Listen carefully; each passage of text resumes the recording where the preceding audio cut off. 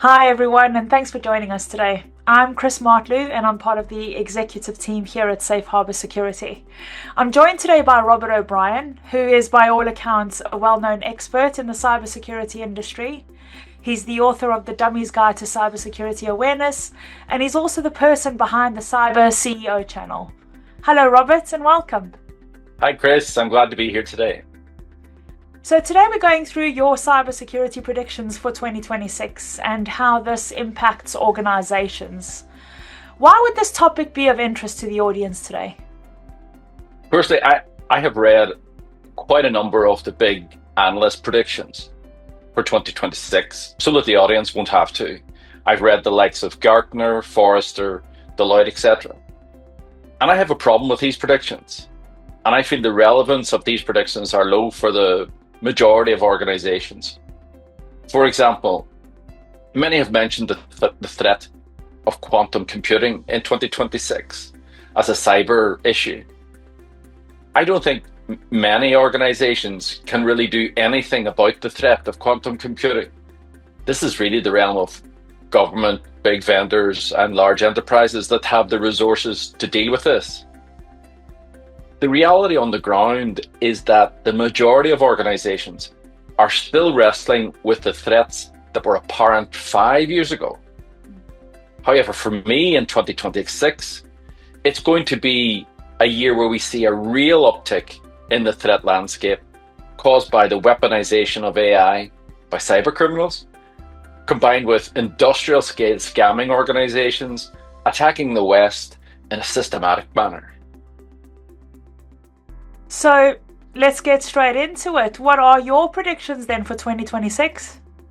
Okay, well then let me bring up a presentation that I have to work through. Okay, so let's take a helicopter view of what's happening. I think for me, the cyber threats that we have seen in the past have not gone away, but we have this new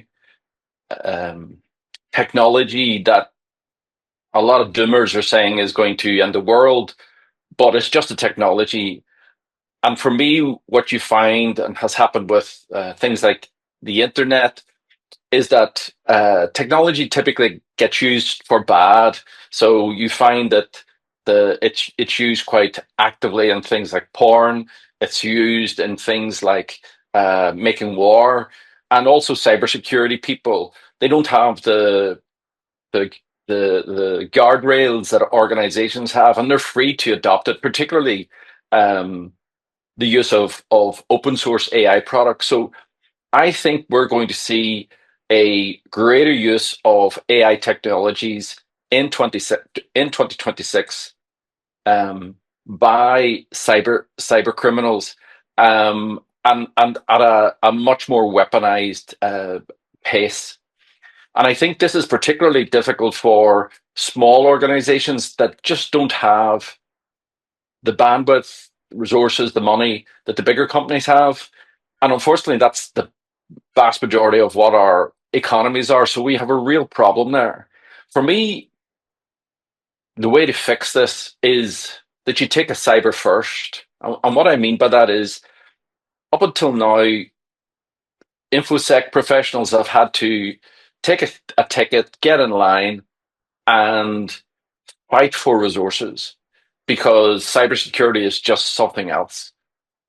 I think that we have to take a view of security above all, as in cybersecurity be given a preeminence within the organization that is known by everyone, um, and is a absolute cultural shift in the way we've dealt with cybersecurity this far. And I'll talk about that much later.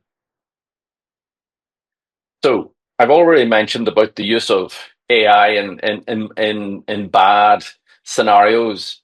I think we already are seeing it with AI being used for voice impersonations, robocalls, and again, this is not new. We've had more manual versions of this in the last 10 years.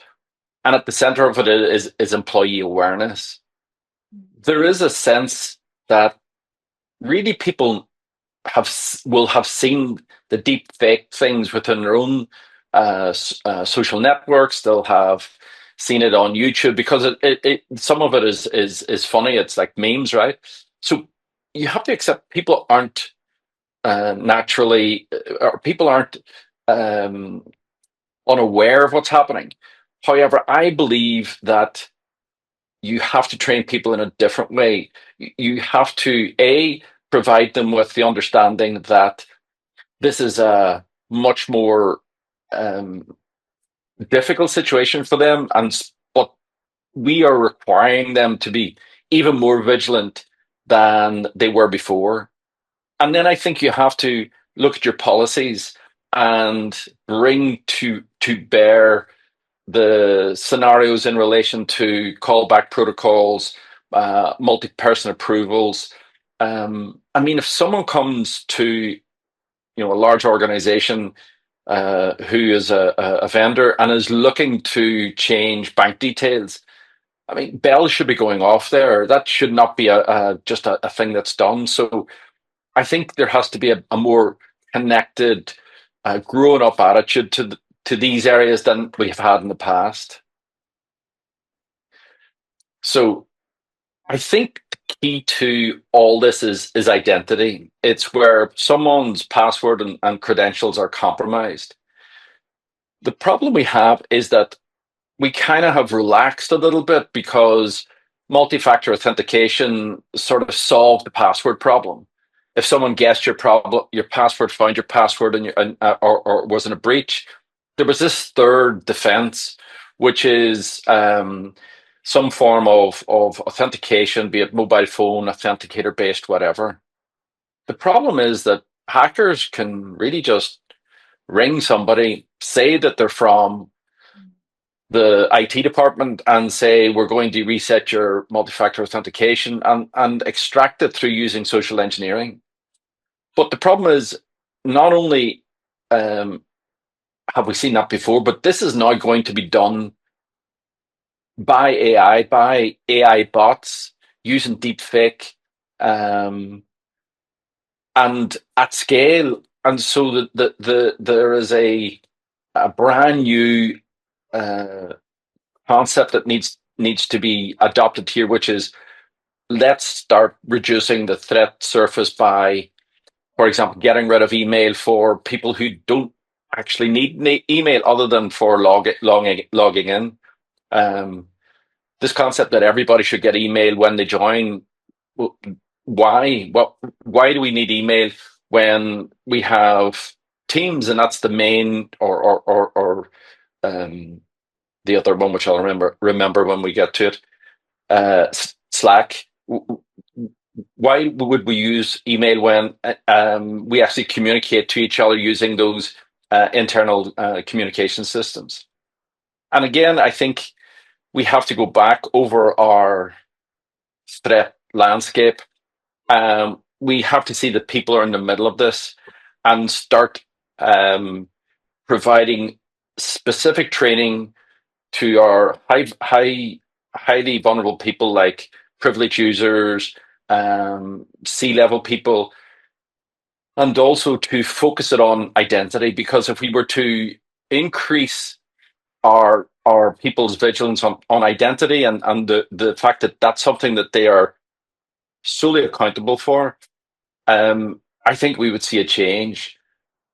In absence of that change, there's going to be a huge increase in breaches due to the fact that using AI, cyber criminals are coming after people's credentials, full stop.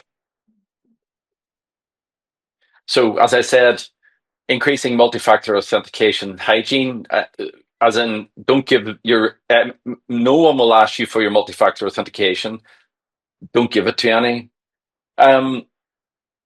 The FIDO2 and passkeys is one of my favorite ways to avoid credential theft. And I think in this situation, really anyone who is a privileged user, a senior person in the finance department, someone in the HR department, senior in HR department, should be using passkeys for other key systems where they have elevated access privileges, because it's a physical thing. And I think, in my own opinion, I think Apple is really good at that because they provide built-in, really, really robust passkeys, such as face recognition and fingerprint recognition on the Mac devices.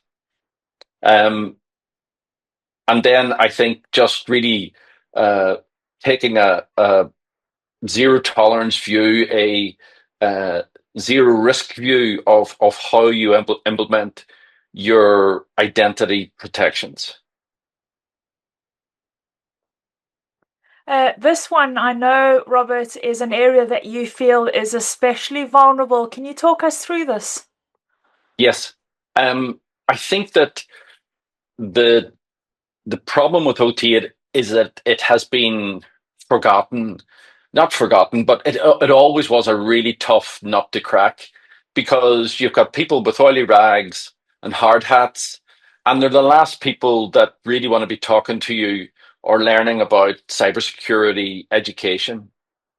The second big problem is that you have people in the engineering piece that don't want any changes, and then you have people in the IT piece who want to change the systems all the time, and extract vulnerabilities and upgrade systems, and all that change equals outages for the engineering folk, but it equals risk for the IT folk. And trying to get these two people to talk together is a real challenge. The key problem with OT is where, as it says in the title, uh, for OT to go wrong, it has real world consequences. You know, you have pollution of water systems, you have energy systems being affected, supply chains being affected, and that affects ordinary people. And I think this is something that really requires an extra surge of effort going into the new year. And what I think should happen is really, leadership should manage the OT-IT debate, because they do need help, because one will favor a different strategy than the other. And I've had many debates with senior leadership on whether the OT people, OT security people, should report into the IT security people or be separate from IT. The issue is it's a problem. The issue is they talk in different languages and they both have a point. So they need an arbitration of some description, and they need arbitration who is knowledgeable and will help them make those decisions that need to be made. Unfortunately, because they can't agree, you typically get either siloed thinking, or you get a scenario where decisions are never taken.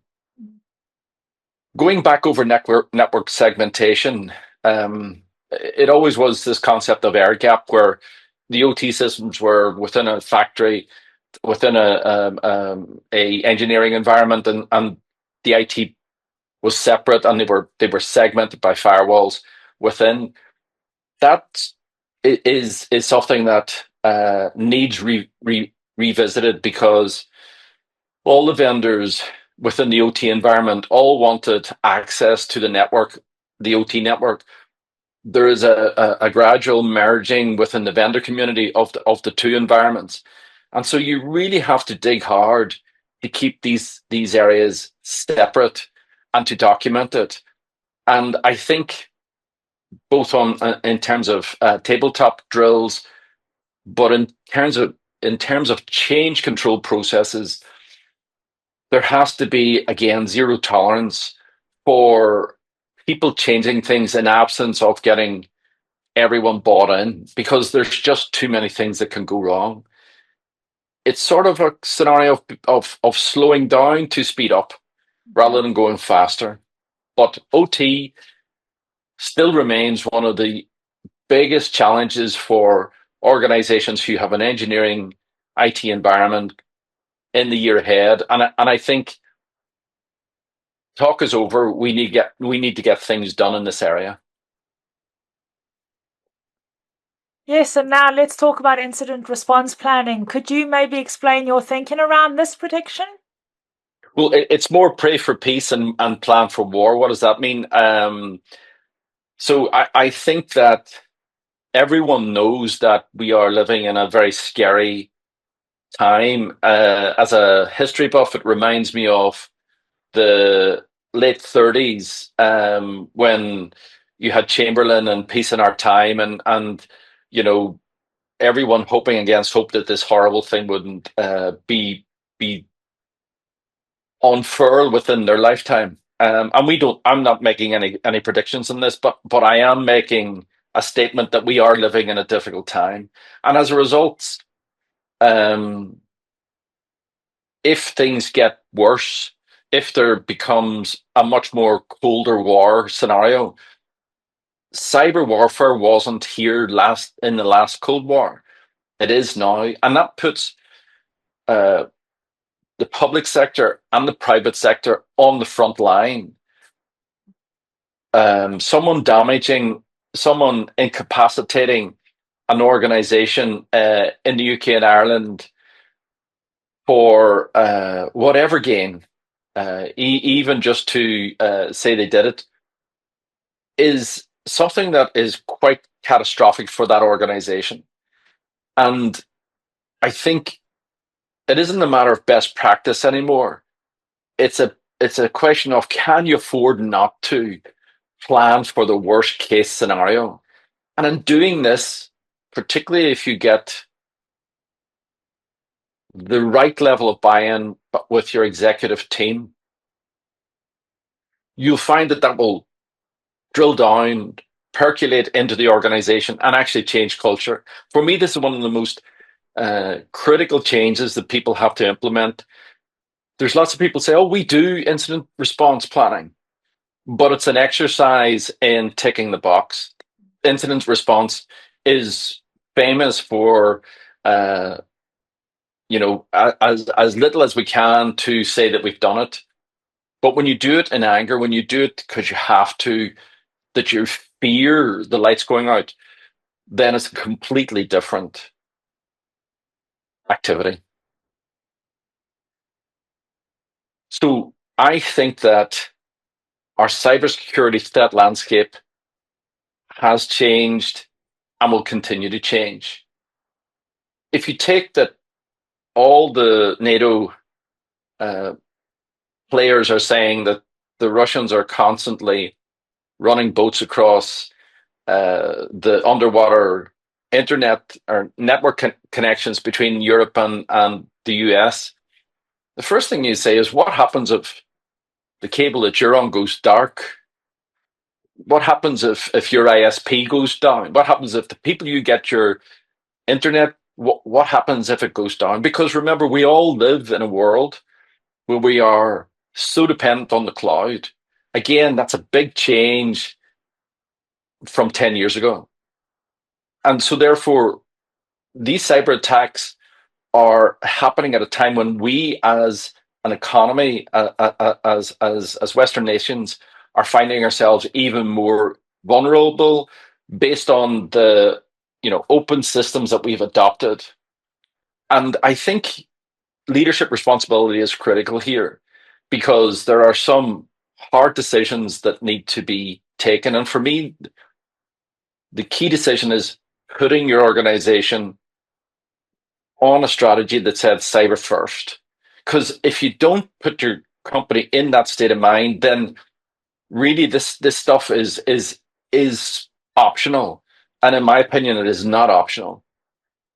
So the boards of most organizations take cybersecurity really seriously. Here we say, mandate that there's quarterly simulation exercises. If there was an annual simulation exercise that key members of the leadership were involved in, to look at what would happen if you went dark, be it ransomware or critical infrastructure outage, it and you bring in a third party expert to help you walk through those scenarios so that you're not indulging in wishful thinking, you will get real value out of it. For me, backups are always a challenge, and I think going forward in the next number of years, having a very resilient, trustworthy backup environment that comes as a result of you working through your worst case scenario uh, on the basis of something bad happening.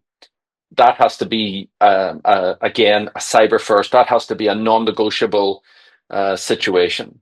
I'm old enough to remember a scenario where one customer every day brought a backup. It was a big tape of the night before's work to the computer company I work with, took away the previous day blank, and this happened every day. So a physical person came to the workplace when I started in computing, and I'm not saying that backups um, aren't happening, but when there was only one system, there was one computer, one mainframe, backups were taken much more seriously than I believe they are at the minute, because everyone believes, well, it's in the cloud, it's accessible. The golden hour kit, I think, and the decision trees are really one and the same thing, which is, you know, what happens when the worst happens? What happens if, Vodafone's down, O2's down, your internet vendor is down? What happens? And we've seen with some of the outages that have happened in the last 2 years that some serious players in the marketplace are gone for maybe 48 hours. Um, you have to accept, for example, you won't be able to go onto your SharePoint and get that Word document. You won't. So you need physical documents. You might need, as this says, out of band communication channels to be able to communicate with your top people in an alternative scenario. I just think we have to ditch the thinking of the last 20 years and look at the future with fresh eyes. And I suppose one of those areas that we have to look on with fresh eyes is really your supply chain. And I call this supplier cybersecurity KYC, based on the know your customer procedures that we all suffer under when we're trying to open a bank account or get a mobile phone or whatever, with your utility bill and your utility bill and your bank statement. I mean, that's right. That's what they had to do for uh, anti-bribery, anti-fraud activities.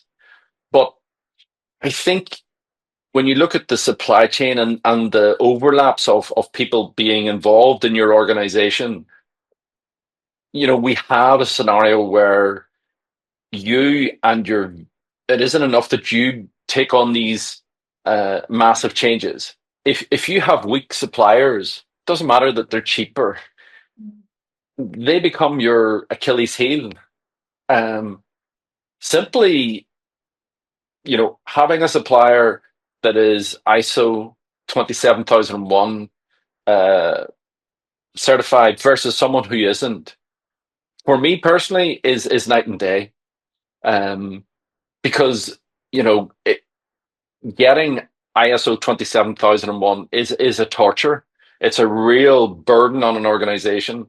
But in absence of it, having somebody say, "Oh, we adhere to 27001," well, that again is very, very weak compared to someone who actually can come along and demonstrate their credentials, demonstrate SOC 2, share with you real penetration reports on what they're doing on their risks, and for that 20% of your suppliers that generates 80% of your interaction with a supply chain, you absolutely have to have these types of certifications, these types of, not guarantees, but they provide a level of comfort.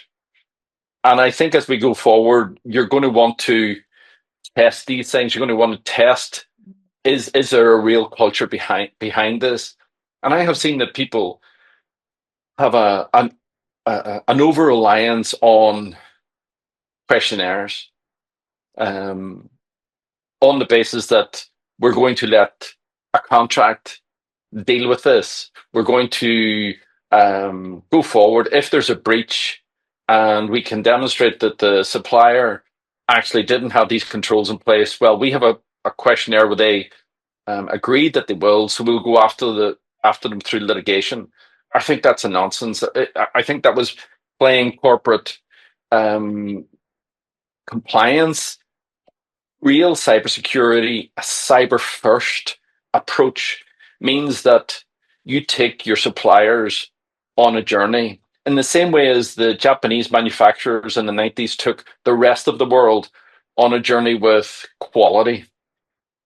The only way that you can face off the risks to your own cyber uh, threats and also provide confidence to the people that you supply is by taking a cyber first and then going to your supply chain and saying, this is what we need if you want to deal with us.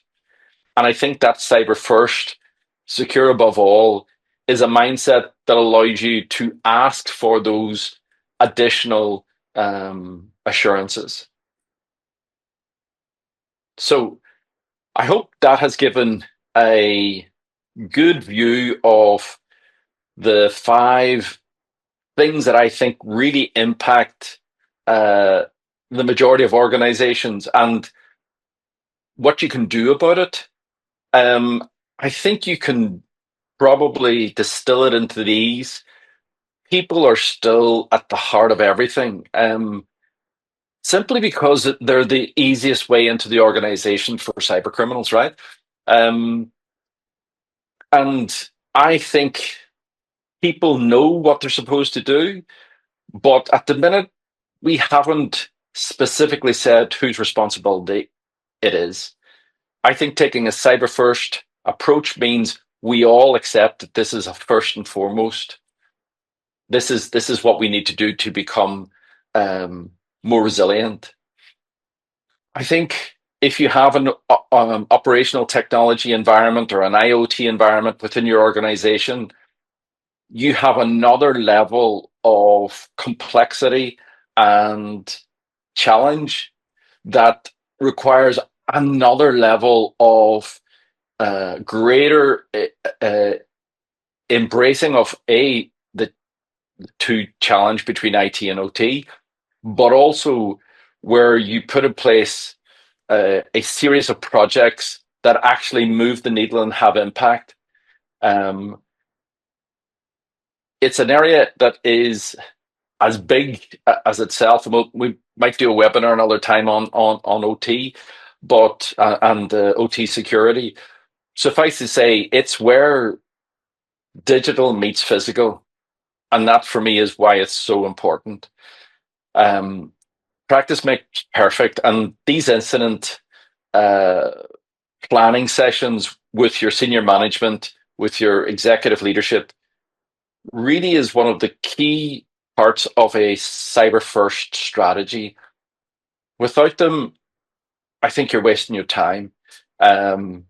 Because if there's a breach, you will be, and the executive leadership has not been involved, the people in the middle of the breach will be absolutely tortured by the executive leadership, asking for information, looking to apportion blame, and basically what they're going to do is run your incident planning session on the day you get a breach, and that's not what you want to do, right? And lastly, as I've just said, uh, treat your suppliers like the banks and the telecoms companies treat us, and you know, insist on them providing you with the due diligence that you require, which means if they don't have these particular certifications, or if they fall short in terms of what you see as uh, minimum type uh, and they fall short in terms of minimum type controls. I also think you can look at questionnaires and you can spot cut and paste a mile off. Particularly if you create your questionnaires in such a way that they have to give specific questions or specific answers to your questions. You'll spot cut and paste, and that means it's a salesman that's responding to your supplier questionnaire and not a security person. And I think the other thing, where there is a plea, in your security questionnaire where you say, demonstrate something, and someone says, well, I have it for ISO 27001. I think that's a reasonable response. I think that works. So in summary, that's where we're at, Cris. Those are my predictions for 2026. Thank you so much for that presentation, Robert. I'm sure the predictions will resonate across many sectors, and these predictions should help people prioritize the areas of their business that can be changed for the better. But unfortunately, we've run out of time for today. I know that people can pull your article on the 2026 predictions from the Safe Harbour Security website, but where else could they get more information of your content and your writing? So I primarily write on LinkedIn, so Okay. people can follow my rantings there. And I also then have a YouTube channel called The Cyber CEO. So people want to see more of this type of content, see more of my views on how to really make a difference and pursue a cyber first strategy, then they should go over there. Thank you again, Robert, and thank you all for being with us today. Goodbye. Bye.